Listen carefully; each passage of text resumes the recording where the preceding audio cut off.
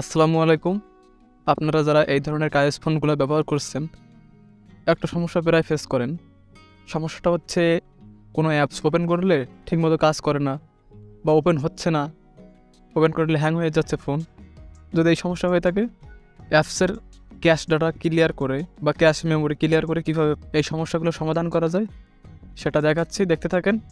চলুন শুরু করি।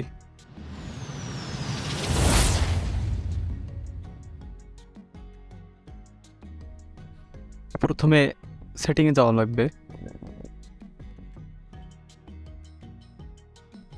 এরপর স্টোরেজ, এখান থেকে ক্লিন আপ স্টোরেজ, এই যেটা দেখতে পাচ্ছেন এটা এখানে ওপেন করবেন। অ্যাপ্লিকেশন ডাটা এমন দেখা যাবে। আপনার যে অ্যাপসটার এমন সমস্যা হচ্ছে, হ্যাং হয়ে যাচ্ছে বা ঠিকমতো কাজ করছে না, সেটার মেমোরি ক্লিন করবে।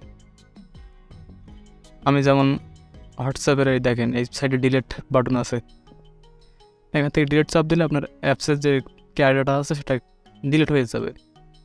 অ্যাপস আগের মতো কাজ করবে আর স্লো হবে না। এইভাবে কিন্তু আপনি ক্যাশ ডাটাগুলো ক্লিয়ার করতে পারবেন। আর যদি বুঝতে সমস্যা হয়, আমাদের ফেসবুক গ্রুপে পোস্ট করবেন। গ্রুপের লিঙ্ক এই ভিডিওর ডিসক্রিপশানে দেওয়া আছে।